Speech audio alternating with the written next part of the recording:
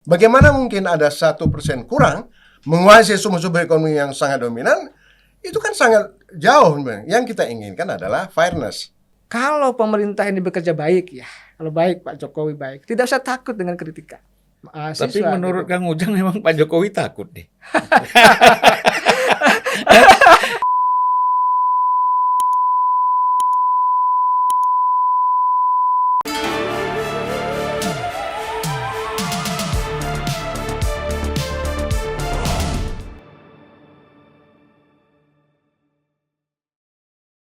Terima kasih Dr.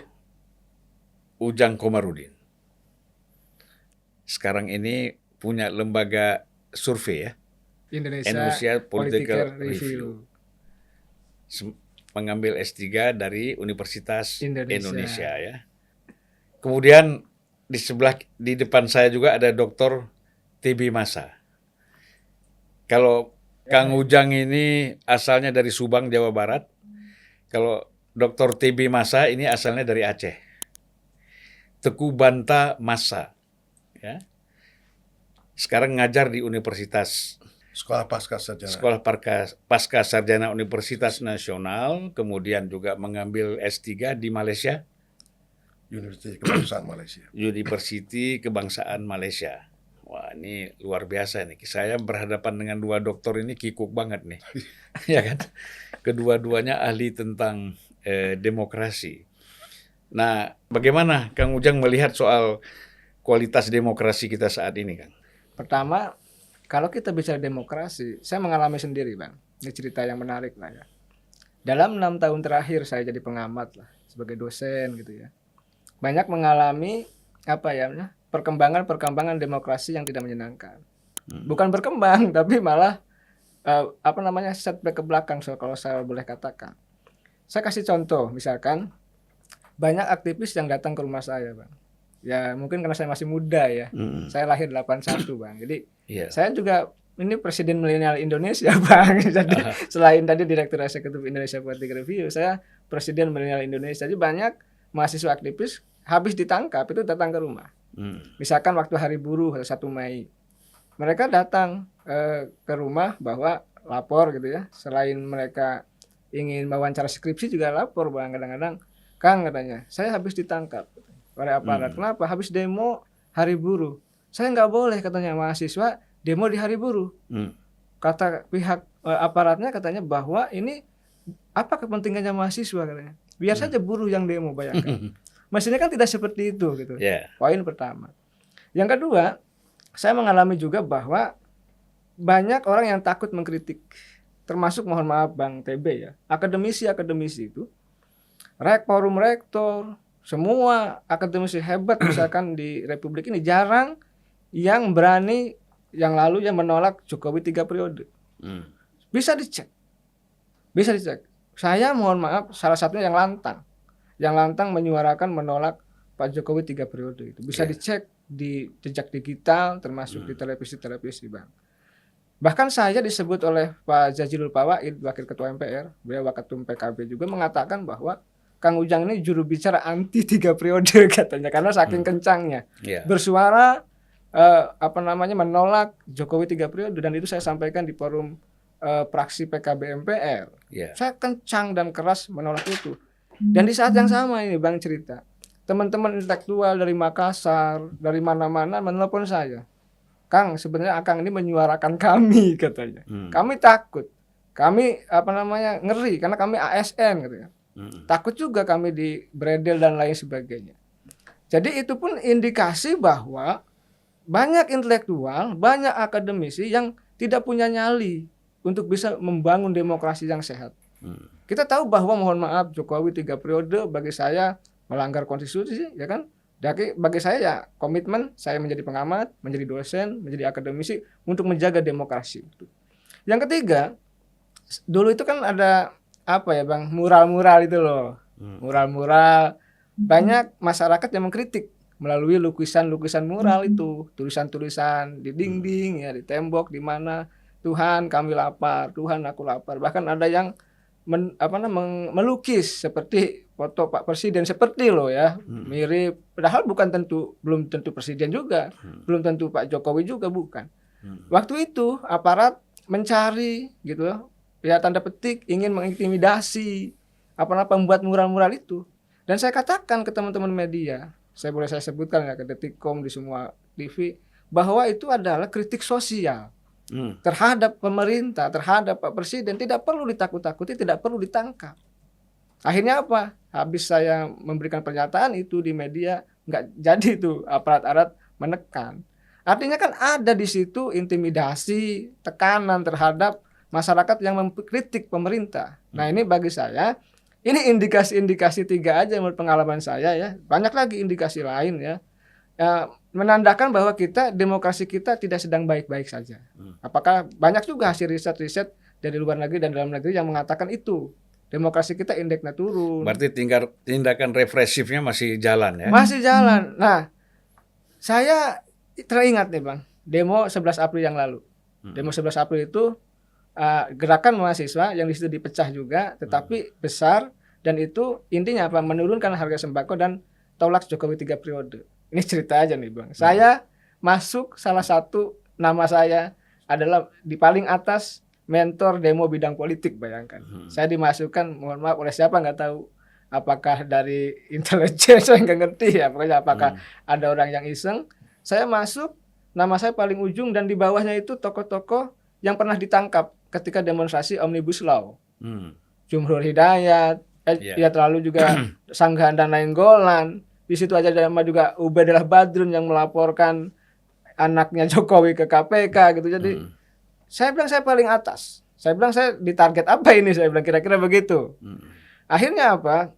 Saya ditelepon juga sama Bang Jimmy Asidiki. Beliau itu kan, ini cerita aja karena kita untuk kepentingan bangsa. Beliau menelepon memastikan. Beliau itu ketua Dewan Pembina Al-Azhar, Bang. Iya. Kebetulan saya kan dosen di Al-Azhar gitu. Telepon. Jang, kamu di mana? Ya di rumah Bang Prop. Saya manggilnya Bang Prop. Ini demo gimana? Namamu ada katanya. Kamu penggerak demo lah. Enggak katanya. Enggak lah Bang. Saya bilang saya tidak. Tetapi saya bilang kita tetap ingin menjaga demokrasi. Kita tetap konsisten menolak Jokowi 3 periode. Dan kebetulan sama saya bilang visi saya dengan mahasiswa. Nah intinya Bang Jimli sih, beliau punya pandangan kenegaraan yang luar biasa ya. Tidak ada masalah dengan itu. Tapi saya katakan saya tidak terlibat dan lain sebagainya. Tapi intinya begini Bang. Kemungkinan saya lagi dicari-cari kesalahannya saya di mana. Sehingga seandainya demo itu rusuh, ketika demo itu ribut, saya mungkin salah satu yang akan dijemput. Mungkin. Itu kasus Omnibus Law. Ketika demonya rusuh, ketika demonya ada bakar-bakaran, ada yang dijemput. Ada yang dipenjarakan. Saya nggak tahu. Terus kriteria indikasi bahwa saya itu termasuk oposisi, saya nggak tahu juga. Yang jelas saya adalah pengamat yang memang kritis terhadap pemerintah karena objektif dan konstruktif. Nah saya pernah tes juga Bang, saya cek itu ke teman-teman di istana juga. Saya bilang saya ini kalau mengkritik gimana? Ya Kang Ujang objektif aja. Jadi mereka level-level di istana itu yang gelarnya doktor, yang sekolahnya benar, baik itu mereka tidak pernah menyerang saya, bahkan mengapresiasi kritikan-kritikan terhadap pemerintah. Dan saya kira kan begini, persoalan-persoalan tekanan represif terhadap intelektual yang kritis, ya terhadap pengamat yang kritis. Kemudian juga apakah memberikan masukan-masukan ke mahasiswa, baik mereka melakukan demonstrasi atau tidak, harusnya itu jangan dipersoalkan lagi. Sudah selesai pada masa Orde Baru. Nah, kita sekarang kan sudah masuk kepada periode yang memang kita ini memang kebebasan. Walaupun kita tahu kebebasan itu terbatas. Tapi jangan semua orang menyuarakan persoalan demokrasi, hak asasi manusia itu menjadi masalah. Ini kan menurut saya nggak benar. Gimana menurut Kang? Sepakat Ujang? Bang, sepakat saya. Ini kan ada kegelisahan dari kita, anak-anak muda Bang. Ini kan kita pengalaman kita berdemokrasi ya, akhir-akhir ini gitu, di Republik ini gitu. Anak-anak muda Indonesia, anak-anak BEM, saya sering mengisi tuh di kampus-kampus ya, secara online tuh. Dari mulai UGM sampai semualah hampir saya masuki ruang-ruang anak-anak muda. Mereka punya kebatinan yang sama bahwa bangsa ini tidak baik-baik saja. Tadi mereka takut, ya kan, ketika demonstrasi juga tadi ada yang ditangkepi, ada yang diretas, HPM-nya gitu kan, WA-nya, media sosialnya, termasuk ketika BEM UI demo ketika itu, Ketika itu saya juga menjadi narasumber bareng itu sama ketua BEM UI, ya diretas dan lain sebagainya. Ini kan sebuah fenomena di mana harus kita akui ya bahwa kualitas demokrasi kita ini ya tidak bagus, tidak baik. Sebenarnya begini, kalau pemerintah ini bekerja baik ya, kalau baik Pak Jokowi baik, tidak usah takut dengan kritikan. Sudah, kata Abang sudah tuntas selesai, nggak usah juga terlalu paranoid terhadap orang-orang yang kritis. Karena kita ini bagian dari kontrol sosial daripada akademisi, daripada aktivis mahasiswa. Tapi menurut Kang Ujang memang Pak Jokowi takut nih. Kalau saya tidak tahu ya Bang, saya merasakan mungkin kalau Pak Jokowi ya yang ngeri-ngeri sedap lah kalau soal demonstrasi itu. Faktanya begini, Pak Jokowi selalu mengatakan saya rindu dikritik. Saya rindu di demo. Tapi faktanya begitu ada demo, ada kritik juga selalu dicegah oleh pihak aparat kan begitu. Ya. Nah, ketika saya ingat bagaimana ketika pelantikan Pak Jokowi pada periode yang kedua. Semua panser ya kan? Ada di Monas, di Istana Negara semua dijaga dan aktivis, semua rakyat, mahasiswa, buruh tidak boleh demonstrasi. Masih ingat Abang bisa cek? Ya, tapi jangan-jangan ada yang salah ini. Begini. Pak Jokowi kan pernyataannya tadi kan silakan kritik, demonstrasi segala macam. Saya kira kan itu sebenarnya clear ya. Ya. Tetapi kok aparat yang ada, katakanlah aparat ini ya Polri misalnya ataupun TNI ya, tapi paling depan itu Polri kita lihat melakukan penangkapan-penangkapan terhadap mahasiswa atau pengamat-pengamat yang kritis. Nah ini kan ada yang nggak sinkron, nggak nyambung nih antara Pak Jokowi dengan aparat nih, ya dengan aparat keamanan kita. Gimana nih Kang Ujang? Nah, ya mestinya begini, kan Polri, TNI di bawah Pak Jokowi. Ya, ketika Pak Jokowi bukan hanya merintah, tetapi kita bicara statement gitu ya, mestinya diikuti oleh TNI dan Polri itu. Nah, sekarang ini kan tadi ada ketidaksinkronan komunikasi. Abang bukan hanya itu aja, Bang. Banyak perintah Jokowi yang harusnya A tapi jadi B gitu. Lalu juga misalkan komunikasi di istana juga saya sering mengamati ya gitu. Itu nggak bagus juga. Makanya juru bicara tuh nggak ada kan. Jadi dihilangkan sampai sekarang. Yang muncul adalah dari kepala staf kepresidenan kan begitu. Ini kadang-kadang lucu. Oleh karena itu saya melihat ya ketidaksinkronan itu mestinya jangan terjadi. Karena ini kan institusi negara di mana ya Pak Jokowi harus berwibawa bahwa titahnya gitu ya, bahwa perintahnya, ucapannya itu ya harus diikuti oleh tentara, kepolisian dan lain sebagainya. Itu yang paling penting. Jadi presiden simbol negara gitu, itu mesti dijaga marwahnya. Tetapi sekali lagi ya jangan sampai juga tadi mohon maaf ya Pak Jokowi, kepolisian, tentara, ya penegak hukum ya semua ini jangan paranoid lah terkait dengan persoalan demokrasi di kita. Kita ini kencang, keras, mengkritisi, tapi objektif dan konstruktif. Saya percaya demokrasi harus dijaga, Bang. Kalau nggak dijaga ya akan ya hancur. Yeah. Lalu kalau kita tidak menjaga siapa? Kalau Bang Zulpan tidak menjaga, Bang TB juga tidak menjaga, saya tidak menjaga, kita semua tidak menjaga. Jadi akan rusak, akan hancur. Oleh karena itu, tadi bukan hanya soal kualitas demokrasi yang harus kita jaga, tapi bagaimana sebenarnya ya demokrasi yang sudah kita sepakati bersama itu menjadikan sebuah konsepsi sesuai dengan konsepnya yaitu welfare state, negara kesejahteraan. Ini kan enggak. Kita ini ribut terkait dengan demokrasi, tapi konsepsi intinya welfare state-nya enggak terjadi. Beda misalkan dengan Singapura. Saya analogikan saja. Singapura itu enggak demokrasi. Enggak, dia milih warganya itu mau demokrasi apa mau makan roti. Pilihannya makan roti. Demokrasinya ditinggalkan lah, nggak demokrasi. Artinya apa? Ya sejahtera. Ya kita memang roti. Kalau kita lebih repot lagi, mau demokrasi atau nggak makan, masalahnya. Itu persoalannya.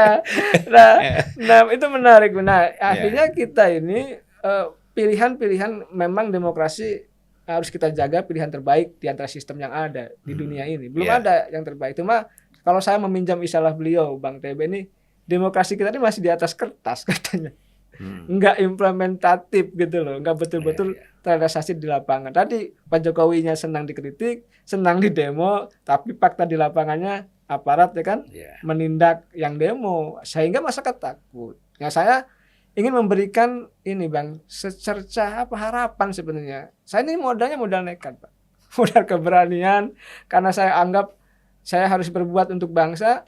Kapan lagi saya harus berbuat untuk bangsa, hanya saya dosen biasa gitu ya. Maka saya harus jauh pikiran saya. Kalau saya tidak menjaga demokrasi, Ya. maka mohon maaf kita akan kembali setback ke Itu kan karena belakang begini, begitu. kalau saya menilai ya, karena Kang Ujang ini masih sehat.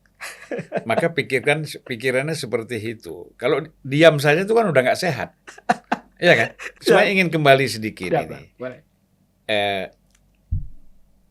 Kira-kira indikasi secara akademis Ya. melemahnya demokrasi kita ini apa-apa saja gitu yang dilihat oleh. Yang pertama partisipasi, Bang. Ini lihat. Jadi partisipasi itu indikator daripada demokrasi. Jadi jalan nggak nih partisipasi ini? Partisipasi ini kalau bukan hanya sekedar persoalan partisipasi di pemilu. Di pemilu ini kan kadang-kadang partisipasi dimobilisasi gitu kan. Abang kan pernah jadi caleg, pernah Iya, jadi iya, dewan, iya. paham lah terkait dengan partisipasi itu. Tapi bagaimana partisipasi menyampaikan suara kritikan terhadap negara, terhadap presiden. Nah partisipasi ini jalan nggak? Seperti apa indikatornya? Jadi kalau ini dia nggak jalan, dan masyarakat merasa takut, ya kan, merasa tidak nyaman, maka disinilah sebenarnya indikator bahwa demokrasi kita tidak sedang baik-baik saja. Yang kedua sebenarnya related ya, berhubungan dengan penegakan hukum, Bang. Saya kenapa penegakan hukum penting? Kita tahu bahwa terkadang hukum menjadi bukan kan begini. Mestinya hukum itu menjadi alat untuk menjaga demokrasi. Karena hukum harus paralel dengan demokrasi harus paralel dengan penegakan hukum. Kalau demokrasi jalan, penegakan hukum nggak bisa. Harusnya duanya jalan. Oleh karena saya melihat begini, di kita ini mohon maaf, hukum sekali lagi masih bisa dimainkan. Ini yang menjadi persoalan.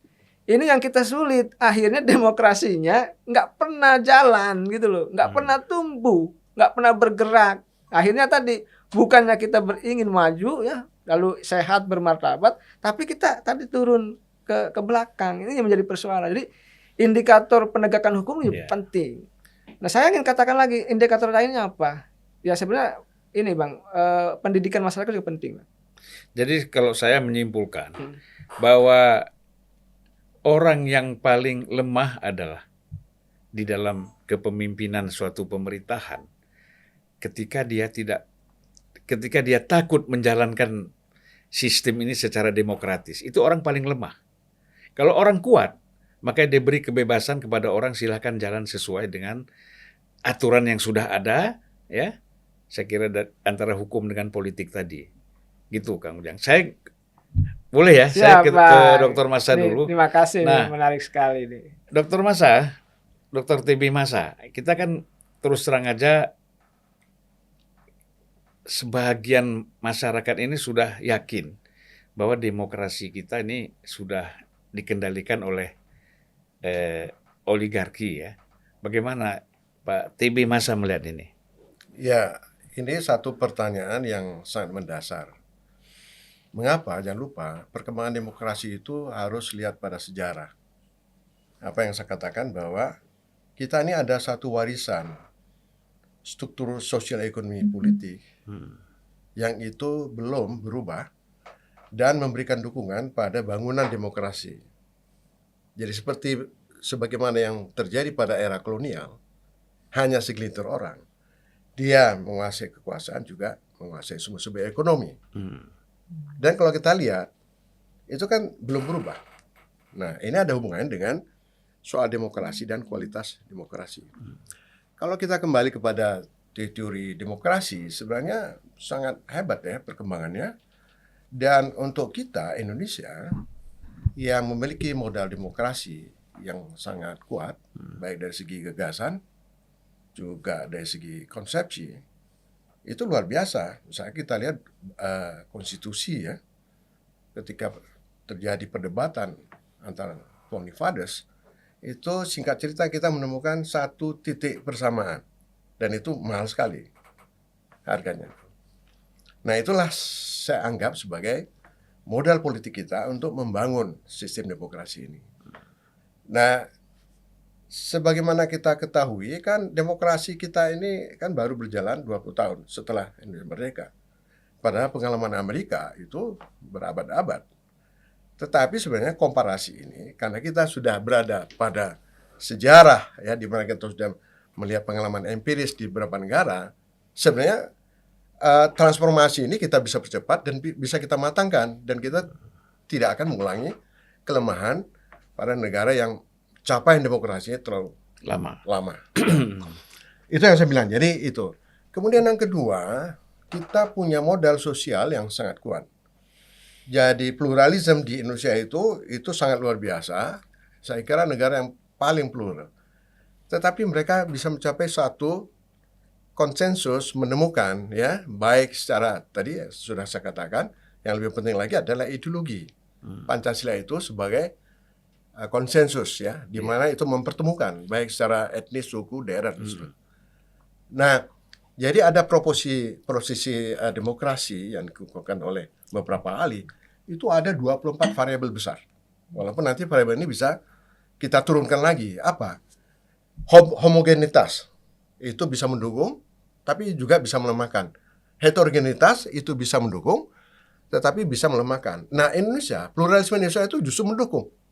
Dia bukan faktor ancaman, termasuk juga soal demokrasi, karena itu sudah teruji. Nah, terutama kalau kita lihat masyarakat, di Indonesia itu kan ada masyarakat dominan. Kalau kita lihat dari sosiologi, agama, ini ada Islam sebagai majority, dan ini bisa kita lihat Muhammadiyah ada NU. Dan ini sudah teruji, ya. Dan kedua ormas ini juga merupakan basis masyarakat sipil, itu penting ya. Nah, itu dari segi masyarakatnya. Nah, memang persoalan kita ini dari segi struktur sosioekonominya. Jadi nggak mungkin demokrasi itu berkembang kalau ada satu ketimpangan sosioekonomi yang sangat tajam. Karena demokrasi itu tidak hanya dilihat pada lembaga-lembaga formal, tetapi struktur aktual. Jadi di balik demokrasi, di balik yang formal itu ada relasi ekonomi politik, ya, hubungan antara pemilik modal, pemilik kekuasaan. Jadi keputusan-keputusan politik atau politik pengaruh itu sumbernya dari situ. Nah, kemudian dia bisa mengendorse, bisa juga dia bisa menjadi penghambat. Nah, kira-kira mengapa itu? Jadi kan kita masuk tadi kepada oligarki ya, dan Dr. Masa sudah masuk di situ. Nah, kira-kira faktor apa ini yang menyebabkan oligarki ini dengan mudah misalnya mengendalikan demokrasi politik kita ini? Nah, ada dua hal yang sangat penting. Yang pertama, demokrasi itu sangat dituntut. Tadi sudah disampaikan oleh Dr. Ujang. Itu supremasi hukum. Itu dia menggait ya perubahan-perubahan demokrasi. Yeah. Kalau supremasi hukum yang lemah, tidak ada demokrasi. Itu tuh sudah rumus. Jadi demokrasi itu akan matang, akan kuat jika sistem hukumnya, politik hukumnya, komitmen untuk menegakkan hukum tanpa pandang bulu, itu menjadi kata kunci dari apakah demokrasi kita ini akan berkembang. Tidak hanya itu, apakah demokrasi kita ini akan mengalami suatu proses peningkatan kualitas. Yang kedua, yang paling penting adalah komitmen para elit politik. Nah, jadi di dalam teori demokrasi itu ada 4 model ya perubahan ke demokrasi. Saya ambil 2 saja. Satu, model transformasi, elit yang menggait, tetapi persyaratannya elit itu harus punya komitmen yang kuat untuk menggait demokrasi itu berkembang. Tidak kembali kepada otoritarian. Jadi kalau kita lihat sekarang supremasi hukum ini terjadi atau tidak? Lemah sekali. Kita banyak sekali contoh. Pak Jovan ini kan mantan anggota dewan, ya, sangat. Bagaimana bisa mengatur apa yang menjadi sumber-sumber ekonomi yang harus dinikmati oleh rakyat banyak? Itu saya kira sudah banyak faktor. Yang lebih gawat Pak Jovan, bagaimana ceritanya 1% kurang dari rakyat Indonesia ini menguasai 80% kekayaan Indonesia. Itu tidak make sense. Kalau struktur ekonomi seperti itu, demokrasi itu tidak akan berkembang. Tentu saja kita lihat lagi dari sisi lain apa? Tersedianya kelas menengah yang kuat. Sekarang pertanyaan, siapa kelas menengah di Indonesia itu? Kalau lihat dari persentase, masih kecil sekali.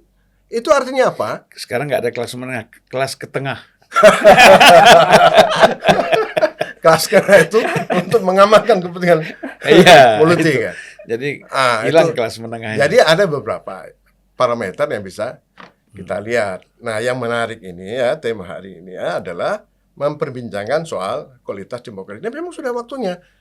23 tahun kita mengalami satu transisi dari otoritarian ke demokrasi. Anggap saja ini adalah proses transisi. Tapi jangan lupa, sebelum kita masuk menjadi demokrasi yang matang, itu namanya ada proses konsolidasi. Konsolidasi demokrasi yang paling utama, saya kembali lagi, itu adalah penegakan hukum, komitmen elit politik. Itu kemudian dibantu, disupport oleh kesadaran masyarakat. Nah, Partisipasi tadi ya. Partisipasi ya. Jadi orang bebas kritik, orang harus mengkritik. Itu adalah dalam rangka membangun check and balances. Iya. Jadi itu tidak mungkin tidak, karena itu adalah prasyarat. Tapi kalau tidak ada kritik, bagaimana bisa melakukan ada demokrasi, apalagi kualitas? Ya, jadi Pak Jokowi itu kan sudah beberapa kali mengatakan bahwa tidak benar dia ini menghambat ya tentang atau membungkam kebebasan berpendapat. Nah, dengan bukti bahwa begitu banyak orang yang caci maki dan segala macam itu bebas saja dan ya istilahnya secara hukum tidak diapa-apakan gitu lah. Iya, itu kan sebatas pidato. Tapi kalau kita lihat aktualnya kan banyak sekali para aktivis yang ditangkap. Kemudian satu lagi, Pak Julvan, demokrasi itu akan berkembang kalau ada oposisi. Nah, oposisi itu kan kita selalu melihat dari sisi negatif. Padahal oposisi itu kan sebenarnya koridornya kan sudah ada konstitusi, ada undang-undang. Sepanjang dia berada di dalam itu, sebenarnya nggak perlu khawatir oposisi itu. Karena oposisi itu juga kontrol terhadap pemerintah. Karena setiap kebijakan diambil, yang pertanggungjawabannya itu tidak hanya soal budget, tetapi kualitas kebijakan yang diambil itu harus akuntabel. Jadi keperluannya oposisi, keperluannya partisipasi masyarakat itu dalam rangka itu. Kalau kita bicara dari sudut pandang politik, sebenarnya di Indonesia ini antara oposisi dengan koalisi itu nggak jelas. Ya kan? Ya. Harusnya kan yang di luar koalisi itu menjadi oposisi. Terutama di mana? Itu ada di parlemen kan gitu. Yang paling pokok. Ya. Tetapi kan di parlemen tidak terjadi antara koalisi antara satu partai yang dalam satu koalisi kadang bertentangan bisa bersama-sama berjalan dengan yang kita anggap oposisi, begitu juga sebaliknya. Jadi udah nggak jelas. Jadi kalau kita lihat ini sistem politik kita dalam prakteknya, mungkin saya kira itu ya Pak Jupan. Jadi ini bagus kita juga menyinggung soal kelembagaan kepartaian. Sekarang pertanyaannya, apakah partai-partai politik yang hadir itu dia memiliki satu ciri yang berbeda? Itu pertanyaannya. Saya kira hampir semua tidak ada berbeda. Itu yang pertama. Yang kedua, ada kecenderungan partai-partai itu ingin mewakili semua segmen. Nggak mungkin. Namanya juga parts, bagian. Partai, dia hanya sebagian aja. Dia boleh membela keterwakilan petani, nelayan, atau kelas menengah, atau buruh. Dia harus pilih, nggak bisa. Atau dia pada kelompok sosial ekonomi. Ya. Nah, dia harus milih. Nggak mungkin semua ingin mewakili. Nah, itu pertama. Yang kedua, ideologi juga jelas. Apa ideologinya? Tentu Pancasila, iya. Tetapi itu kan ideologi negara kan? Ideologi negara. Tetapi ideologi itu harus di-breakdown. Anda apa ingin cita-cita yang memperkuat kaum menengah, buruh, petani, atau apa? Atau Anda sebagai representasi dari kelompok-kelompok pengusaha? Enggak ada soal juga. Sebagai partai Jepang, LDP. Dia kan asosiasi tadinya kan dari pengusaha Jepang. Tapi kan karena konstitusinya kuat, walaupun di sana dominasi para pembeli modal, tetapi itu kan ada kompensasinya. Nah, jangan sampai di dalam wacana kita seakan-akan anti betul terhadap konglomerat, seakan-akan tidak boleh ada orang kaya. Tidak juga seperti itu. Jadi kalau kita kritik seperti yang saya katakan, bagaimana mungkin ada 1% kurang menguasai sumber-sumber ekonomi yang sangat dominan? Itu kan sangat jauh. Yang kita inginkan adalah fairness. Jadi itu diatur kembali sehingga semua orang punya peluang untuk masuk pada persaingan ekonomi secara bebas dan dilindungi oleh hukum, sehingga sebagian masyarakat itu juga naik. kelas sosioekonominya gitu. Iya. Itu tuh salah satu. Sehingga ini nanti imbasnya juga kepada perkembangan demokrasi kita. Jadi kembali lagi kita melihat kualitas demokrasi ini tadi dalam konteks oposisi. Nah, oposisi itu kan bisa di-create juga sebenarnya, seolah-olah ada oposisi, kan begitu. Kita lihatlah Orde Baru dulu. Seolah-olah P3 itu dan PDIP adalah partai oposisi. Padahal bagaimana bangunan-bangunan yang ada di dalamnya itu juga di-create oleh pemerintah kan. Bisa saja, Nah, Bang. Ya, dalam sistem otoritarian itu bisa saja. Nah, Tetapi oposisi itu sebagai pilihan. Maksudnya begini, kalau dia confident, satu partai confident, ya, kalau sumber daya manusia hebat, gitu ya, kemudian kemampuan baik secara finansial dan lain-lain, kalau dia kuat, dia think-tanknya kuat, dia sangat mungkin menjadi partai oposisi. Dan pengertian begini, harus ada perbandingan keputusan-keputusan yang diambil oleh pemerintah yang berkuasa itu dengan partai-partai yang bisa dikasih alternatif lain. Jadi oposisi ini tidak selalu bagaimana ingin mendongkel pemerintah. Jadi oposisi itu sebenarnya pemerintah bayangan untuk yang akan datang. Ya mengkritisi, ya kan, dan dia memberikan beberapa alternatif kebijakan. Nah ini juga dalam rangka edukasi pemilih.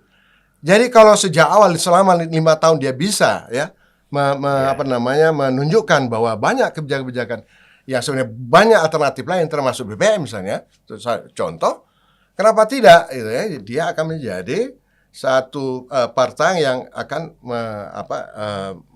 meraih atau merebut kepentingan masyarakat. Jadi gini Pak TB Masa ya, saya kira ya mungkin ini saya tambahkan, mungkin nanti dijelaskan aja oleh Pak Ujang juga boleh ya, bahwa oposisi tidak akan mungkin lahir dari partai yang leadershipnya lemah. Apalagi leader kepemimpinannya, ketua umumnya titipan. Itu lebih tidak mungkin lagi akan menjadi oposisi. Apalagi kemudian sumber daya manusianya lemah gitu loh. Kita tidak mendengar ada kritikan-kritikan yang tajam terhadap program-program pemerintah. Ya, padahal pemerintah juga mengharapkan itu mungkin dari DPR, dari parlemen, tetapi itu tidak berjalan. Nah, ini sehingga ini melemahkan sektor-sektor lain. Ini kan pengaruhnya terhadap bukan hanya persoalan politik, hukum, ekonomi, budaya dan lain-lain ya. Nah, saya masuk ke Pak Ujang ini. Bagaimana kita mencegah ini? Yang kita mengatakan bahwa demokrasi ekonomi kita semakin melemah ya. Ini kan hasil survei Litbang Kompas juga mengatakan demikian. Nah, kira-kira bagaimana pendapatnya? Bagaimana mencegahnya nih, Kang Ujang? Ya, begini kan, demokrasi itu harus ada check and balances, Bang. Ya. Itu sebuah keharusan. Gitu. Nggak mungkin pemerintah tidak dikontrol.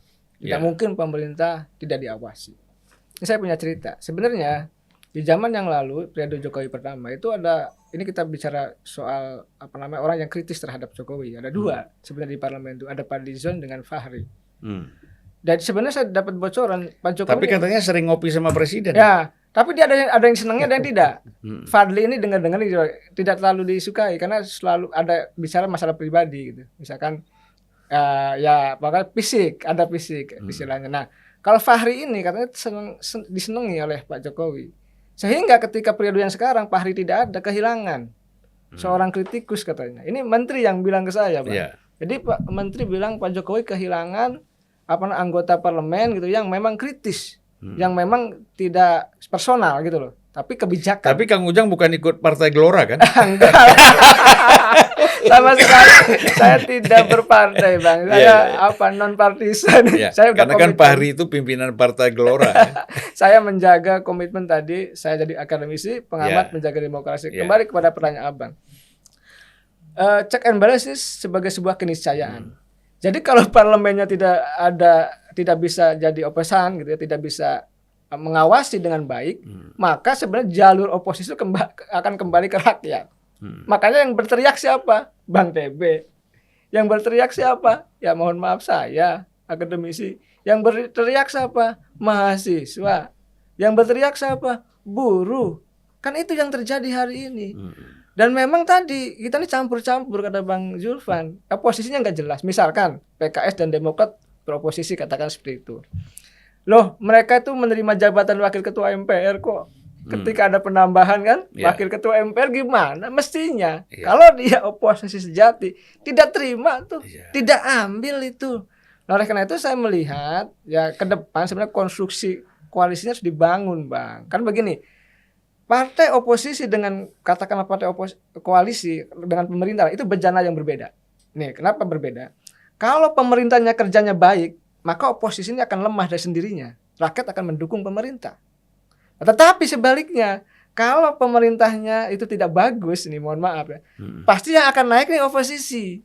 Dia pasti nanti pemilu itu akan mendapatkan efek elektoral dari mohon maaf kebijakan pemerintah yang nggak bagus, yang tidak pro rakyat. Kan seperti itu. Nah, ini pengalaman misalkan yang sederhana. Di zaman Pak SBY 10 tahun, PDIP secara kuat ya, tadi secara kuat, suka tidak suka, senang tidak senang, kami oposisi. Kan? Sampai katakanlah ya Mbak Puan, Mbak Mega kekeh ya untuk beroposisi. Hasilnya apa? Periode berikutnya 2014 menang. Tapi kan kalau ukurannya DPR kan waktu itu pada zaman SBY ada juga dari PDIP jadi wakil MPR kan atau wakil DPR kan. Nah, jadi kembali lagi kita muter-muter ini bulat gini demokrasi kita. Nah, soal konsepsi kita juga, Bang. Kita kan negara presidensial. Nggak ada istilah oposisi sebenarnya, nggak ada memang. Yang oposisi itu parlementer. Kalau kita bicara teori akademik, ya di literatur manapun kan, makanya ahli tata negara ya kita ini ya tadi setengah-setengah. Jadi kalau ada DPD pun bicameral ya nggak jelas ya, gitu. Tapi secara teoritis itu bisa dikritik. Ya. Karena begini, jadi teori politik itu secara tekstual kan itu menggambarkan pengalaman satu negara. Ya. Tapi kita bisa modify. Oposisi yang ada di Indonesia itu ya, itu bisa dibangun, bisa dikembangkan. Artinya kalau fungsi-fungsi parlemen melalui partai yang di luar pemerintah, kalau itu dilakukan saja, itu sebenarnya sudah menggambarkan oposisi. Oposisi itu tidak hanya dipahami secara kultural, tapi secara fungsional. Adanya kritik ya beberapa partai terhadap jalannya pemerintahan. Nah, ini kembali lagi pada grand teorinya itu bahwa demokrasi itu akan bisa jalan kalau ada check and balances. Siapa check and balances itu? Mesti ada beberapa partai yang di luar pemerintah menjalankan fungsi-fungsi kontrolnya. Nah, itu barangkali yang bisa kita katakan sebagai oposisi. Gitu. Ya, jadi bukan kemudian oposisi itu harus parlementer itu menjatuhkan pemerintah yang berkuasa, karena secara konstitusi kan nggak mungkin. Kan begitu. Nah, tetapi kan bukan berarti juga tidak mungkin ada kontrol dari partai yang berseberangan dengan pemerintah gitu ya. Nah, jadi itu bisa di-create. Saya kira Pak Julvan ini kembali lagi kepada partai. Ya, di kapasitas partai itu juga harus kreatif, inovatif di dalam mengembangkan konsep-konsep teori politik di dalam praksis. Saya kira banyak sekali sehingga menemukan satu model demokrasi yang berbeda ya di Barat juga di beberapa negara baru, dan itu saya kira itu yang paling penting. Ya, ini kan kita lihat misalkan beberapa contoh ya. Saya sering mengatakan Iran ya, ini unik aja karena ini kan dunia ketiga. Mengapa mereka bisa membangun modelnya sendiri? Sebagaimana juga Bung Karno dulu ingin membangun sistem demokrasi terpimpin, walaupun di sana itu banyak beberapa catatannya gitu loh. Tetapi yang ingin saya katakan, di sini ada gap antara praktisi dan kebijakan pembangunan politik dengan para ilmuwan, para akademisi yang seharusnya dia terus melakukan riset sehingga riset-riset itu bisa disuplai untuk jadikan baik pada kebijakan negara maupun pada kebijakan pemerintah. Karena sekarang ini boleh dikatakan pemerintah tetap pemegang otoritas yang bisa mempengaruhi jalannya pemerintahan, termasuk juga demokrasi. Jadi mestinya ada riset-riset yang diberikan kepada pemerintah untuk melihat di mana kekurangan dan juga ada dimensi pengembangannya. Nah, sekarang ini pertanyaannya, demokrasi yang kita bangun sekarang ini arahnya kemana? Saya kira nggak ada yang bisa jawab. Iya. Jadi kan gini, kalau kita lihat ukurannya kan pada partai politik ya. Nah, kalau kita lihat kan ada 3 aspek, ada 3 bagian masyarakat ini. Yang pertama, mereka terhadap partai politik, ya mereka merasa puas. Terhadap partai politik yang ada. Kemudian yang kedua, ya mereka ini tidak merasa puas, tetapi juga tidak melakukan apa-apa. Nah, lalu kelompok ketiga inilah yang kita bilang tadi, partisipasi publik tadi atau masyarakat tadi. Kelompok ketiga ini mengharapkan bahwa partai politik itu melakukan perubahan-perubahan dalam suatu kebijakan-kebijakan yang dilakukan oleh pemerintah agar terjadi perbaikan. Ya. Nah, kelompok ini yang nampaknya kalau kita lihat di Indonesia agak lemah nih, kelompok ketiga ini. Banyak kan kelompok 1-2 itu tadi. Gimana nih Pak Masa atau Pak Ujang dulu lah? Ya karena kelompok yang ketiga itu kan orang-orang yang terdidik, Pak. Ya kan, kelas menengah ke atas. Oh, tapi di sana tuh Iya. banyak dokter-dokter juga loh, yang 1-2 itu. Kalau kita begini, kata kembali Bang TB juga, kita ini kan demokrasinya kan tidak seperti Amerika sebenarnya. Kalau kita mengadopsi, Amerika tuh demokrasinya tumbuh itu dari hasil interaksi dulu. Ya dia muncul. Kita ini kan mengadopsi sistem. Makanya tadi ada modifikasi kata Bang TB itu benar. Nah, kembali kepada Bang Zulfan katakan, ya saya melihat begini ya. Kalau kita konsisten berdemokrasi gitu ya. Tadi ada beberapa kelompok masyarakat terkait dengan persepsi ya terhadap partai politik. Saya melihatnya begini. Sebenarnya yang harus jalan ini kan partai politik dulu merubah kelembagaannya. Mohon maaf nih Bang, saya kritik partai sudah lama saya kritik kan. Saya sering diundang juga masalah dengan partai-partai itu. Sering. Jadi kelembagaan partai politik nggak ada yang jalan ini Bang. Mohon maaf. Kaderisasi mana yang jalan? Mohon maaf, paling juga instan. Sekolah partai, ya kan? Sekolah kepala daerah. Ya instan. Lalu rekrutmen juga nggak jelas. Ada calon wali kota, dia anaknya A, anaknya B kan, tahu dikasih, mohon maaf, dikasih kartu lalu jadi wali kota.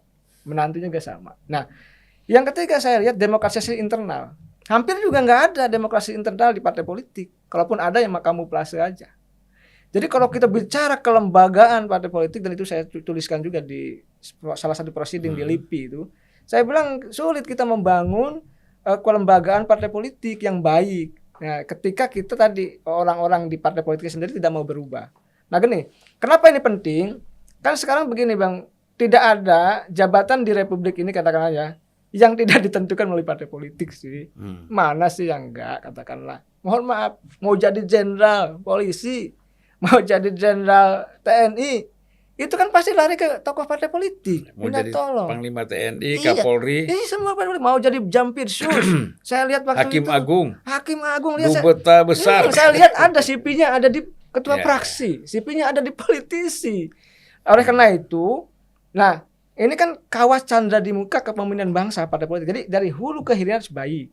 Kenapa tadi? Untuk merubah mindset atau image tadi ya, bahwa publik memandang partai politik bagus. Nah, oleh karena itu merubah ini penting. Kenapa? Kalau partainya nggak bagus, mohon maaf, maka pemimpin yang dihasilkan dari partai politik termasuk eksekutif legislatif nggak bagus. Makanya kita tadi, mohon maaf, kita melihat misalkan hasilnya, produknya gitu ya, bahwa kepala daerah banyak yang ditangkap.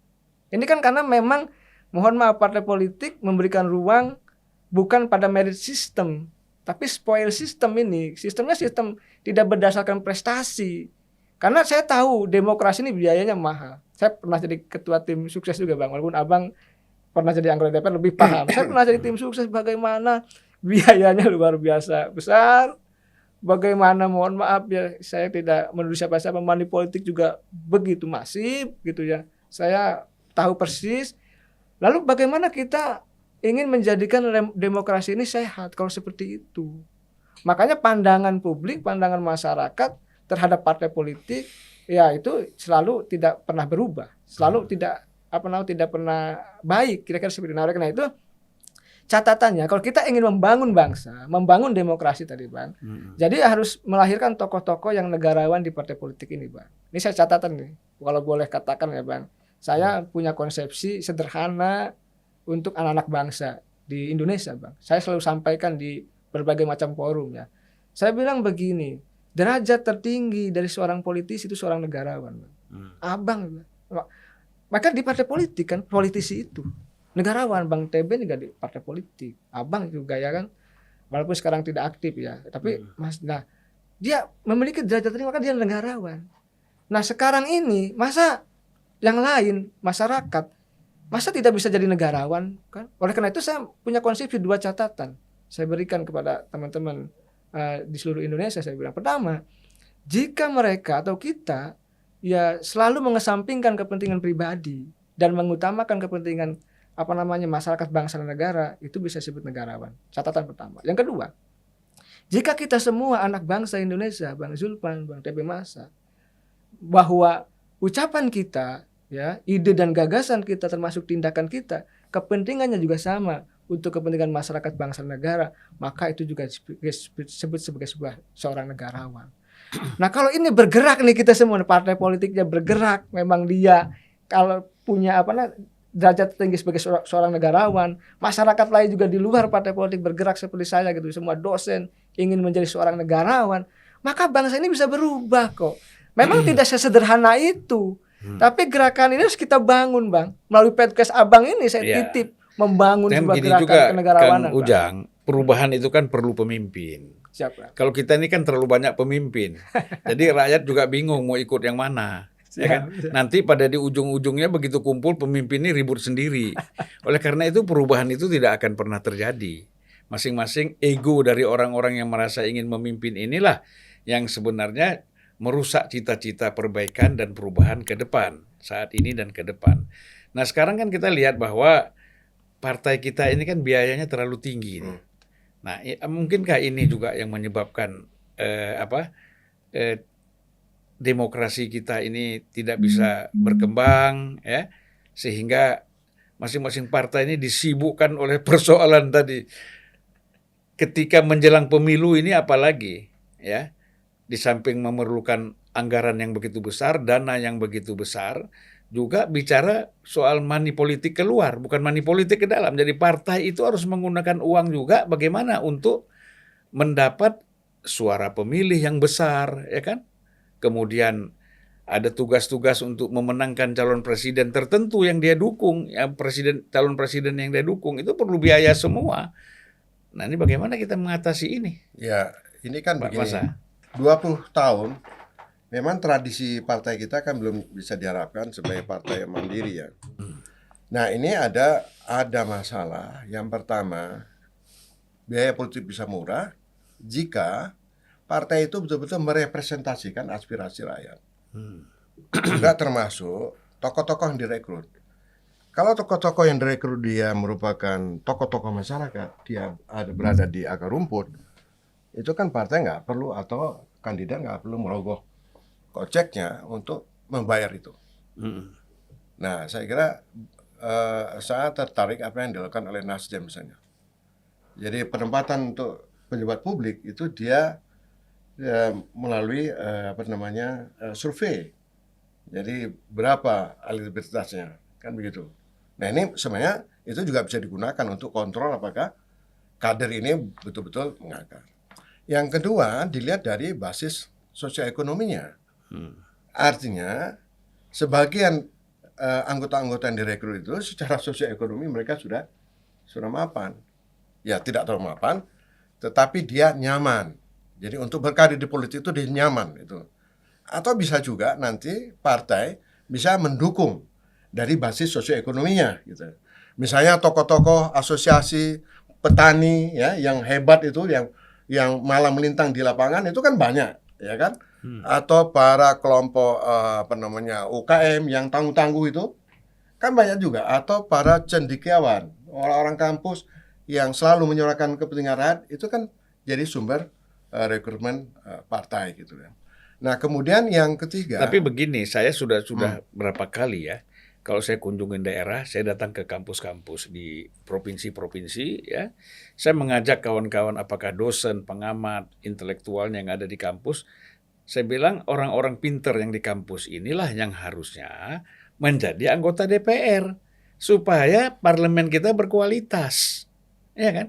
Jelas dari mana asal muasal mereka. Tapi mereka semuanya takut mengatakan kita nggak punya uang nih, karena dia mendengar dari teman yang menjadi anggota DPR habis 10 miliar, 15 miliar, dia bilang itu sampai mati pun saya dari gaji saya nggak mungkin bisa saya maju anggota DPR. Nah, ini ya mungkin ada kerjasama lah, ya. Sudah saatnya kalau kita melihat bahwa ada kerjasama antara partai politik dengan kampus. bagaimana meyakinkan pihak kampus untuk masuk ke dalam dunia politik ini, karena ini tanggung jawab. Kan nggak bisa, kita udah jelas ada eksekutif, yudikatif, dan legislatif. Ya, kalau misalnya legislatifnya lemah, ya, tidak mampu mengimbangi kerja-kerja eksekutif dan yudikatif, saya kira ini pasti lemah. Apalagi tadi kan kita tahu, ya, bahwa hampir semua jabatan-jabatan penting di negara ini itu harus melalui DPR misalnya, kan gitu kan. Nah, bagaimana kalau di sininya lemah, ya tentu hasilnya juga tidak optimal, gitu, Pak Masa. Iya. Itu saya sepakat tadi dengan kata Pak Masa Jadi bahwa kembali lagi Pak Dufan, kuncinya itu sumber daya manusia. Ya. Nah, jadi itu yang paling penting supaya kos politiknya itu tidak terlalu mahal. Mahal ini kan karena instan. ya, Saya menjadi anggota dewan, ya mau instan, nggak bisa. Dia tidak pernah dikenal walaupun pintar misalnya, tapi kan dia akar sosialnya kan nggak ada. orientasinya kan bukan kualitas, orientasinya kan kuantitas. Ya. Misalnya orang partai mau menang, dia nggak pernah lihat ini latar belakang kemampuan pemahaman terhadap persoalan bangsa dan negara, tapi kan dilihat dari popularitas. Dari popularitas dia akan meningkat ke elektabilitas. Elektabilitas, ya. Misalnya seorang artis, Kuantitas, ya kan? Ya katakanlah kemampuan dia memahami persoalan-persoalan kehidupan bangsa dan negara kan masih rendah, ya gitu ya. Karena sehari-hari dia tidak bergelut dengan itu. Tapi karena populer, maka ketika dijadikan anggota DPR dia terpilih, gitu loh. Jadi hanya mengandalkan popularitas. Nah, ini memang dengan cara berpikir seperti ini yang rugi itu ya partai juga mengalami kerugian, tapi Ya. yang lebih besar rugi itu adalah bangsa dan negara ini, Ya, gitu. kembali itu semua ditanggung oleh bangsa ini kan. Ya. Begitu. Itu masalahnya kan di situ. Gimana, Kang Ujang, ini satu hal lagi nih yang menarik yang apa yang disampaikan yang disampaikan oleh Pak Mahfud itu ya, 90% kepala daerah kita Wah, ini itu.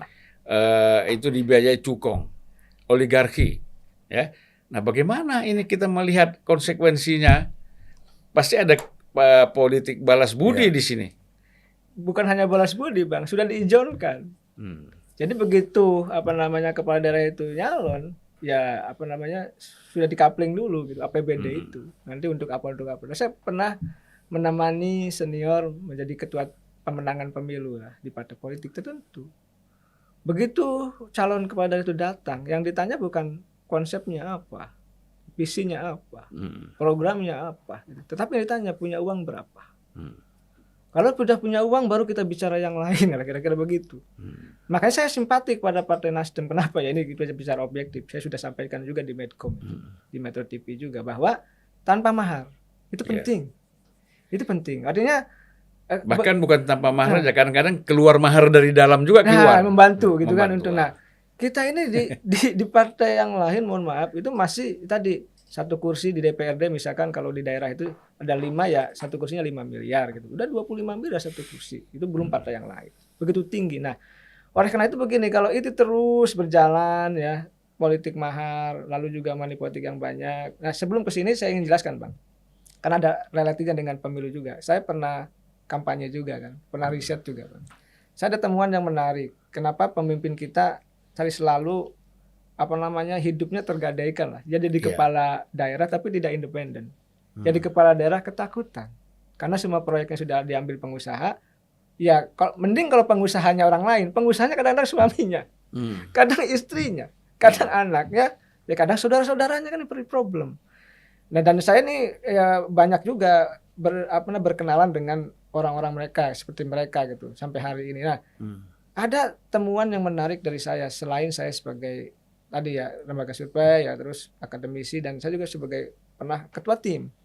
Jadi ketika saya berkampanye saya katakan ibu bapak tolong pilih partai ini, pilih senior saya gitu kan begitu. Jawabannya apa? Pak Ujang, ini memang tidak bisa digeneralisasi tapi nanti saya akan jelaskan juga kalau ada kesempatan tentang riset saya juga tentang money politik. Saya jelaskan Pak Ujang katanya. Pak Ujang jangan bicara menggebu-gebu, jangan bicara kampanye, pilih bos Pak Ujang. Pilih senior Pak Ujang katanya. Kalau nggak ada uang cendolnya, kami nggak bakal milih Pak Ujang. Nggak bakal milih. Dan itu diucapkan oleh orang yang terhormat di daerah dari institusi ya yang bermartabat lah saya sebutkan lah. Iya, jadi nah dari sinilah sebenarnya dibaca oleh para politisi. Iya. Kalau tidak ada itu kita kalah. Adapun pasti kalah karena kalau jumlahnya kecil. Nah, makanya ini punya pengalaman yang saya sampaikan melalui podcast ini di Bang Zulpan ya. Makanya 2009 yang lalu tidak aneh, tidak heran kalau ada anggota DPR, saya sebutkan saja karena sudah diumumkan di media, Bowo Sidik Pangerso dari Partai Golkar kan ditangkap oleh KPK. Kenapa? Karena menyiapkan uang 400.000 amplop, 400.000 amplop.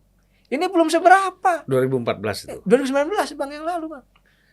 Ya, pemilu dia terpilih dari 2014. Iya, tapi mau nyalon lagi kan? Ya, Dia mau nyalon lagi, mau nyaleg lagi, ditangkap 2019 yang lalu. 400.000 amplop, Bang. Artinya, saya lihat lagi, saya cek lagi ke partai yang lain, saya tanya, berapa?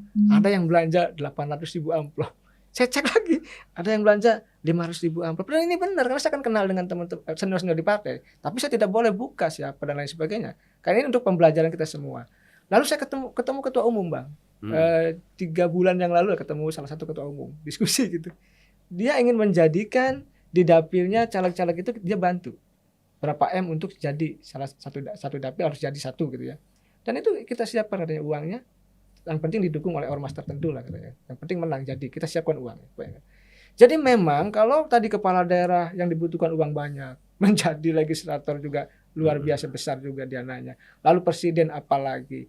Lalu kita hanya akan menghasilkan, mohon maaf, pemimpin-pemimpin yang disorientasi, tidak memiliki orientasi dan visi yang jelas. Makanya jadi jiwa kenegarawanan juga nggak ada. Orang saya habis gede kok, bahkan saya hutang-hutang kok. Bahkan kami katanya ketakutan mau ditangkap KPK karena ya kan APBD-nya sudah diizinkan ke pengusaha dan sebagainya. Oleh karena itu Bang, kita ya tadi ya mulai podcast ini Bang Zulpan, Bang Temi Masem, memberikan masukan kepada partai politik, bangun sebuah kalau saya bersifat peradaban baru ya di partai politik untuk bisa menghadirkan calon pemimpin yang bukan hanya berkualitas tetapi juga berintegritas. Ini penting nih Bang. Ini pesan titip, mungkin ini kan sedekah jariah kita di podcast ini ya Bang ya. Untuk apa? Agar bangsa ini tadi secara demokrasi juga jalan, lalu secara kualitas juga baik, kebangsaan kita juga berkualitas, tidak seperti lingkaran setan tadi, pemilunya besar, biayanya tinggi, lalu kita menghasilkan, mohon maaf, tanda petik. Sekarang biaya pemilu tahun ini berapa? 80 triliun lebih ya? Iya, kalau di KPU Bang. Nah itulah, yaitu penyelenggara. Kalau peserta pemilunya, partai politiknya. Waduh, saya kira ratusan triliun. Itulah Bang. Jadi besar sekali biaya politik kita, ya. Sudah biayanya besar, demokrasi pun belum tentu tercapai seperti sesuai dengan yang diinginkan. Pak TB, Pak TB ini salah satu pengamat soal otonomi daerah ya. Nah, bagaimana kita melihat perspektif otonomi daerah ini dalam konteks demokrasi? Karena kan terus terang aja tadi itu kan pengaruh soal ijon-ijon tadi, ya. Ini kan karena otonomi daerah juga. Kalau dulu kan kalau dia dipilih oleh DPR ada pasti, tapi tidak terlalu besar. Tapi kalau sekarang kan kita lihat makin parah ya. Bagaimana nih Pak TB? Ya, kita ke direct demokrasi langsung itu kan satu lompatan yang luar biasa dan kita boleh dikatakan tidak siap ya. Nah, dengan muncul beberapa implikasinya. Mungkin akan kalau dulu waktu awal reformasi itu kalau kita bisa bangun transisi itu, kapan kita masuk kepada direct demokrasi langsung itu paling tidak memerlukan 20 atau 30 tahun ke depan baru bisa. Nah, sehingga sekarang yang kita lihat adalah akibat-akibat. Yang pertama sebenarnya Pak Zulpan, kita tadi bicara oligarki, itu yang saya bilang. Jadi struktur politik aktualnya ini adalah relasi ekonomi politik.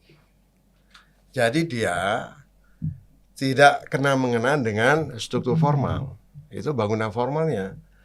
Jadi kalau kita merujuk pada teori klasik, teori Marx, siapa yang memiliki kapital, ya dengan kapital itu dia bisa ya manipulasi hukum, bahkan yang lebih jauh lagi adalah memanipulasi kekuasaan. Dan nampaknya rumus itu sangat telanjang sekarang ini. Nah, apa yang terjadi lokal politik ya, pemerintah daerah, otonomi daerah, saya kira sama juga. Relasi ekonomi politik itu terbangun. Saya banyak sekali mahasiswa yang saya bimbing, itu luar biasa itu. Kong kali kong antara pengusaha, kong kali kong antara para pemilik modal yang bergerak dalam industri.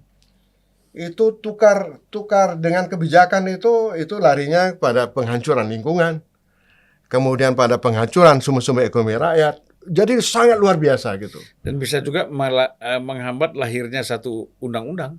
Nah, itu sudah pasti Bisa karena terjadi. produk undang-undang yang dibuat itu hanya untuk kepentingan kelompok pemodal ini. Nah, jadi kembali lagi pernyataan Pak Mahfud saya appreciate. Beliau orang pemerintah yang memberikan warning loh. Jadi saya sangat appreciate itu ya. Ya.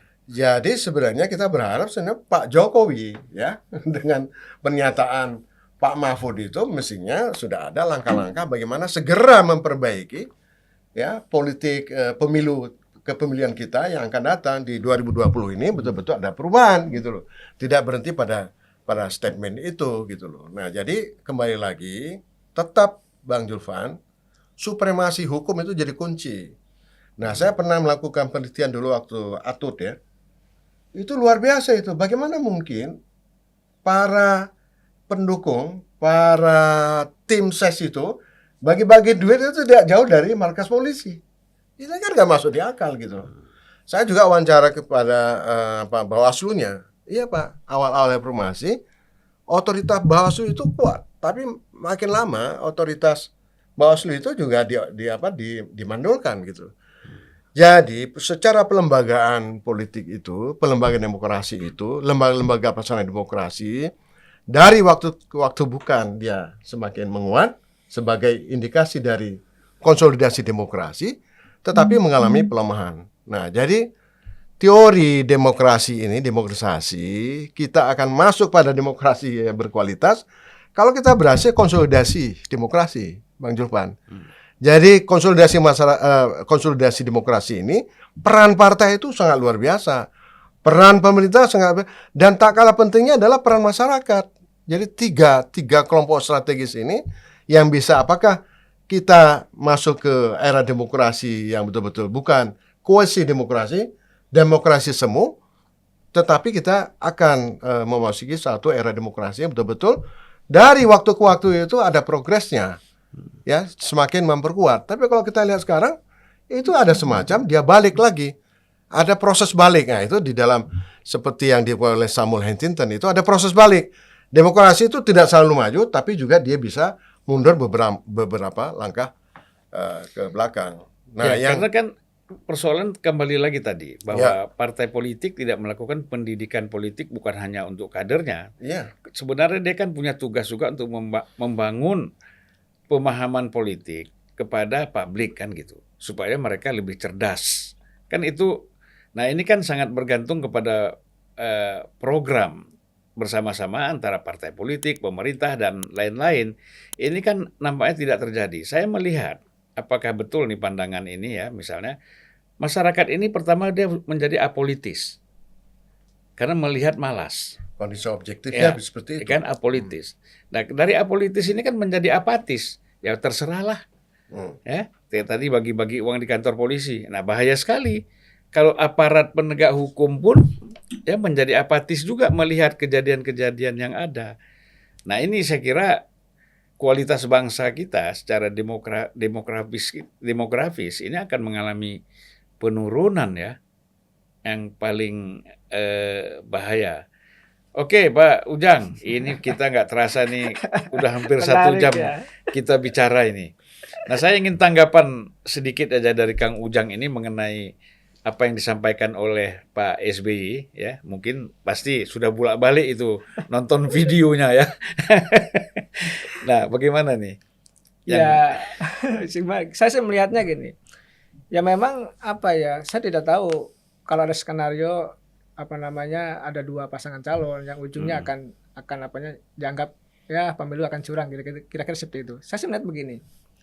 Dalam benak saya, pandangan saya tentu bisa berbeda dengan pandangan Pak SBY ya. Kan begini sebenarnya. Ini ada partai berkuasa, ada partai yang berpengaruh, menginginkan dua pasangan calon kan gitu. Sebenarnya ini sudah disampaikan oleh Pak Hasto sendiri bahwa lebih baik dua pasangan calon kan, karena PDIP punya kans untuk menang jika dua pasangan calon. Nah, tanda petik Pak SBY mungkin Ya masalahnya gini, PDIP siapa dulu untuk menang itu? Nah, mungkin Pak SBY menafsirkan kalau nanti misalkan yang didukung PDIP-nya Puan misalkan, maka karena Puan itu elektabilitasnya tinggi, dipaksakan untuk menang, maka tanda petik akan berbuat yang tidak diinginkan tadi, kecurangan. Mungkin saya tidak menuduh kan itu. Kalau saya sih melihatnya begitu, secara rasional dan secara pengalaman politik saya. Jadi kalau PDIP calonnya Puan, dipaksakan Puan, elektabilitasnya belum tinggi gitu kan, anak dua pasangan ingin menang, maka tanda petik kan pasti akan melakukan, mohon tanda petik ya, kecurangan. Padahal belum tentu. Belum tentu. Iya kan, makanya dibalas balik oleh politisi PDIP ya. Mungkin ini pengalaman zaman Pak SBY katanya mungkin. Saya melihatnya begitu. Tetapi kita sudah bukan sudah sepakat ya, saya mengkritisi, saya bilang ya kalau bisa 3 atau 4 pasangan calon. Kenapa kita tidak mengulang ke 2019 yang lalu, polarisasi, alternatif pilihan capres juga kalau dibuka poros yang banyak kan ada banyak pilihan. Nah, kembali ke Pak SBY ya, saya rasa ya kita buktikan saja ke depan. Kita kan punya pengalaman tuh pasca reformasi, pemilu ke pemilu, selalu dibayang-bayangi ketakutan. Ada konflik sosial, ya kan, kerusuhan sosial. Nanti akan ramai, akan ribut, ya kan, akan curang. Ya kita kawal bersama-sama gitu loh. Ya. Atau mungkin gini juga, statementnya Sekjen PDIP itu yang mengatakan lebih bagus calon 2, bukan berarti dia bisa menentukan bahwa calon itu tidak lebih dari 2. Ya kan? Betul. Dia boleh saja menginginkan calon itu 2. Tapi kan itu dari sudut pandang PDI Perjuangan. Ya. Betul. Tetapi dari sudut pandang partai-partai lain, kami nggak mau 2, kami mau 3 atau 4. Betul. Ya kan? Karena kan selama threshold-nya, presidensial threshold-nya 20% terpenuhi, kan itu bisa.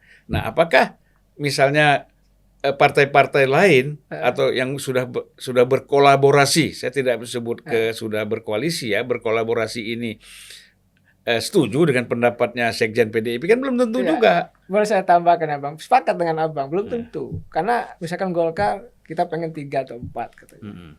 Nah yang kedua yang saya ingin lihat dari statement Pak SBY, kelihatannya ingin mengamankan Demokrat dan AHY kelihatannya.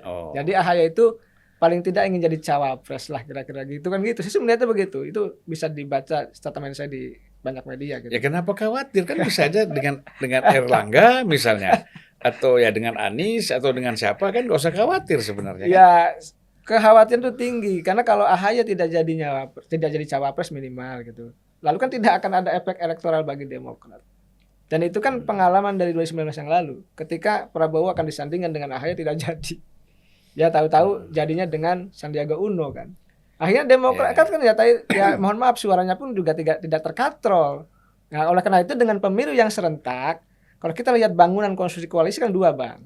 Ingin menang di Pilpresnya, ingin menang di Pilpresnya. Ingin besar di partainya, parlemennya. Iya, jadi harus ada efek elektoral atau efek ekor jas ya dari pencapresan seseorang itu. Oleh karena itu ya AHY itu pasti diamankan. Tapi itu kadang-kadang dihantui juga dengan istilah itu. Oleh karena itu elektoral, efek ekor jas itu kan sebenarnya semacam dihantui aja bagi partai politik. Belum tentu itu ya. Artinya beginilah.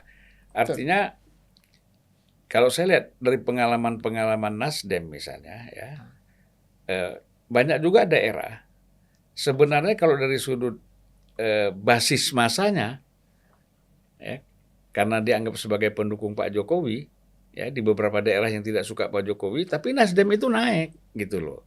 Nah jadi itu tidak selalu simetris lah jalan seperti itu. Hanya kan kadang-kadang orang ketakutan aja. Ngapain sih? Berjuang aja, berbuat, bekerja di tengah-tengah rakyat, mau ada calon presiden atau calon gubernur atau tidak, saya kira rakyat akan memilih. Sepakat Bang. Tambah lagi, Pak SBY kelihatan terlalu reaktif. Ya kekhawatiran itu ya sebenarnya ya nggak terlalu perlu gitu kan. Tetapi ya tadi mungkin ada misi lain yang menginginkan AHY ya untuk bisa menjadi minimal cawapres. Yang Abang katakan ya tadi kita di belakang podcast ini bahwa ya tadi kalau satu-satunya cara untuk Ahy bisa kan dengan Anies gitu kan. Kalau dengan lain nggak bisa. Kalau dua pasangan calon kan juga nggak bisa peluang itu. Jadi ya saya melihat ya SBY tadi blunder juga bagi Pak SBY melakukan pernyataan itu. Tapi lah itulah sudah terjadi, maka sebenarnya yang ke depan harus dibangun sebenarnya bagaimana Demokrat itu tadi bersama-sama dengan rakyat saja. Kalau memang pemerintah jelek ya dikritik saja dengan bagus, dengan baik, ya kan. Kalau bagus ya apresiasi saja. Kan itu sebenarnya kita sederhana hidup ini. Yang ribet itu sebenarnya membangun konstruksi berpikir yang ribet. Saya tadi menjadi pengamat yang konsisten nih Bang, 5-6 tahun terakhir. Karena saya objektif saja. Ketika Pak Jokowi buat kebijakan yang tidak bagus, ya saya kritik habis. Tapi kalau bagus saya apresiasi kok. Saya ke Pak Masa nih sekarang nih. Siap. Ya kan? Luar biasa ini Kang Ujang ini. Ya. Lagi belajar Bang. Pak TB Masa, ini kita melihat apa sih kepentingan Pak Jokowi ya? Itu harus ikut menentukan siapa capres-cawapres yang akan datang. Kira-kira apa sih kepentingannya?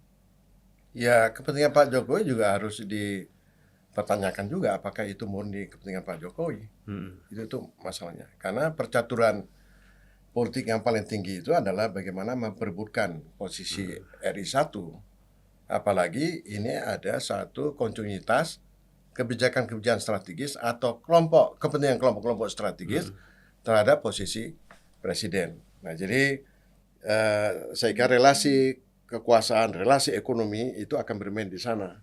Apakah kelompok-kelompok yang di belakang Pak Jokowi itu dia tidak confidence sehingga ingin mengatur, ya, ada dua capres, begitu juga termasuk kingmaker yang di luar Pak Jokowi gitu.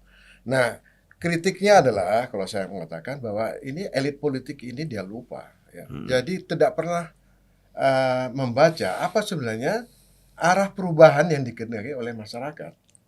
Jadi kalau kita lihat dari angka-angka itu terlihat kok. Jadi suara perubahan itu walaupun tidak kuat, tetapi ada signal yang bisa dibaca. Mayoritas itu menghendaki perubahan. Misalkan, katakanlah dulu Prabowo itu kan representasi masyarakat pemilih yang mengenai ada perubahan. Tapi ketika Prabowo dia masuk dalam kabinet, kan nggak otomatis juga tuh. Mereka mendukung Prabowo gitu. Nah, yang perlu kita baca bukan persoalan identifikasi pemilih kepada Pak Prabowo-nya, tetapi ini ada suara, ya, yang ingin perubahan dan dia bisa lari kemana saja gitu. Nah, jadi para elit politik ini di dalam mengambil keputusan strategis tidak hanya ya pada bagaimana memikirkan kepentingan dirinya, ya. Saya kira dia tutupnya lah sebagai negarawan. Tetapi apa yang menjadi sesuatu kebaikan terhadap perjalanan bangsa ini, terhadap komitmen mereka pada pembangunan demokrasi ini, itu jauh lebih penting gitu loh. Nah, oleh karenanya kalau kita lihat apakah 2 atau 4 calon itu tidak boleh ya kemudian mengabaikan suara rakyat. Kalau suara rakyat diabaikan itu ada implikasinya walaupun tidak seketika ya. Tapi itu akan menjadi akumulasi di mana kita akan menanggung kos yang paling besar, di mana pemilu itu bukan lagi satu transformasi perubahan sosial politik melalui pemilu yang murah, tetapi dia akan menjadi satu pembalikan ketidakpuasan dan itu kita sudah terjadi ya. Demokrasi terpimpin kita sudah mengalami, 97 kita sudah mengalami ya, itu sebagai catatan gitu ya. Nah, yang ingin saya katakan ya, apalagi kemarin saya melihat agak mengagetkan juga.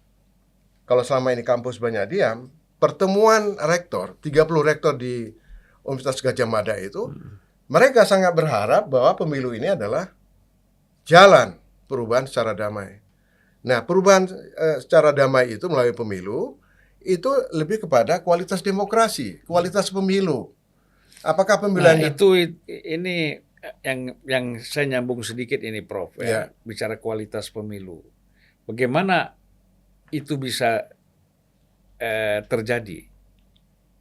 Karena kualitas pemilu kita kan terus terang aja ya, apalagi 2019 kemarin banyak yang mati, ratusan yang mati, ya kan? Masih ada demonstrasi dari hasil itu kan gitu.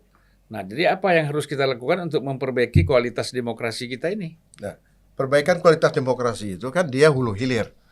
Yang pertama, terutama penyelenggaranya. Apakah penyelenggara itu bisa memastikan bahwa pemilu itu betul-betul jurdil, ya. Panitianya mulai dari KPU-nya, mulai dari bawah sampai ke bawah. Itu penting. Yang kedua, apakah di sini aparat keamanan dia bisa netral, bisa di tengah. Kalau sekarang kita lihat dengan apalagi dengan kasus Sambo, ya, kalau dulu militer itu menjadi alat kekuasaan pada Orde Baru, apa bedanya sekarang? Ya, apa bedanya sekarang? Atau begini, ya, sebelum kita selesai, ya, juga berkaitan dengan surat edaran Mendagri misalnya, PLT bisa mengambil langkah-langkah untuk mengganti atau ya mengganti pejabat-pejabat di lingkungannya kan gitu. Nah ini jangan-jangan ini dalam konteks pemilu juga nih. Nah saya kira itu masyarakat publik menangkap tendensinya lebih arah ke sana. Saya kebetulan waktu pernah dibahas, saya hadir di Dewan Ketahanan Nasional, itu sudah diperkirakan. Ini tendensi politiknya lebih kental daripada termasuk juga soal Anies kan begitu. PLT atau ditunjuk oleh DPRD atau ditunjuk oleh Kementerian Depdagri. Padahal ini kan rejim pemilu. Ya, itu ada masalah. Jadi kalau posisi pemerintahan sekarang juga ada tendensi untuk menggunakan instrumen entah PLT kah, entah apakah dalam rangka mendukung penguasa yang sedang eksis, saya kira itu adalah satu indikasi susah mengharapkan bahwa pemilu itu betul-betul fairness itu salah satu. Kemudian lain-lain apa? Yang lain adalah yang paling penting itu adalah saya kembali menegaskan apakah aparat keamanan itu bisa netral nggak? Kemudian yang lain apa? Yang lain adalah apakah masyarakat itu dia punya kebebasan untuk memilih? Kemudian yang tentu tak kalah penting bahwa masyarakat pemilih harus diedukasi. Nah, siapa yang mengedukasi? Ya pemerintah, ya partai politik, ya kampus, ya ormas, agar pemilu itu semakin berkualitas. Nah, masih ada satu lagi, Pak Julvan, itu di hilirnya itu. Nah, kita bisa melihat apakah kualitas pemilu itu berkualitas atau tidak. Lihat pejabat publik yang hadir ya, entah di dalam kabinet, entah di dalam di daerah atau pada pos-pos strategis, ya pemilunya demokratis, tapi ini sepertinya nggak ada kaitannya dengan output yang dihasilkan, gitu ya. Pemilunya demokratis, tetapi anggota dewan yang terpilih ya masih jauh dari harapan. Jadi pertanyaan kualitas itu luar biasa banyaknya, itu bisa di breakdown dari berapa itu, saya kira bisa puluhan itu, bisa ratusan itu. Nah inilah saya kira tantangan kita ke depan, apakah baik pemerintah maupun masyarakat sipil punya nggak, terutama para elitnya, punya nggak komitmen yang sangat kuat untuk meningkatkan demokrasi, meningkatkan kualitas demokrasi melalui proses pemilu, melalui ya peran partai politik. Karena partai politik itu memiliki peran yang sangat strategis. Ya, mungkin Pak Ujang, terakhir kita ini mau closing statement. Pak Masa tadi udah mantap sekali. Ada 3 hal yang penting dalam konteks menjaga demokrasi, Bang. Agar kualitasnya baik, terus demokrasi juga sehat dan bermartabat. Yang pertama, itu tadi penegakan hukum. Udah suatu keharusan lah. Kalau demokrasi dengan jalan sehat dan bermartabat, maka hukum harus jalan. Yang kedua, pendidikan masyarakat, Bang, harus tinggi juga. Kalau pendidikan masyarakatnya masih rendah, ya masih banyak yang buta huruf. Kita ini kan masih rata-rata tingkat pendidikan kita masih SMP. Bisa dicek kok di BPS. Oleh karena itu, bagaimana kita bisa membangun kualitas demokrasi yang baik kalau rata-rata pendidikan kita masih rendah? Makanya demokrasi mensyaratkan ya pendidikan kita harus baik. Makanya tadi partisipasi apa? Karena dia mengerti. Kalau mengerti dia pendidikannya juga bagus gitu loh. Yang ketiga ini pendapatan income masyarakat harus tinggi, Bang. Kita ini kan belum. Masih banyak yang miskin, mohon maaf. Kenapa? Buktinya masih banyak yang terima bansos. Ini indikator bahwa kalau masyarakatnya masih miskin. Bahkan kalau itu guru besar IPB itu yang dia katakan lebih dari 60% rakyat kita miskin. Ya. Nah ini keprihatinan. Nah, kalau itu betul dan nyata, maka bagaimana tadi kita membangun sebuah kualitas demokrasi yang sehat kalau 3 poin ini ya kita tidak punya. Nah, oleh karena itu kita tadi tantangan ke depan bagaimana tugas kita semua, termasuk Abang di podcast ini ya. Pendidikan kita bisa meningkat, ekonomi masyarakat juga bisa naik, lalu penegakan hukum juga jalan. Nah, kalau ini kita bangun, perbaiki bersama-sama, insya Allah kualitas demokrasi kita akan lebih baik. Baiklah, terima kasih ya. Saya kira Kang Ujang, Pak TB Masa, kalau saya ingin menutup diskusi kita ini, kalau kau ingin bangun demokrasi, jangan bekerja sama dengan angin, karena angin akan meninggalkan kamu. Bangunlah demokrasi bersama lilin. Walaupun kalah dan kecil, dia akan tetap setia bersama kamu. Terima kasih. Luar biasa. Assalamualaikum Mantap, Pak. warahmatullahi wabarakatuh.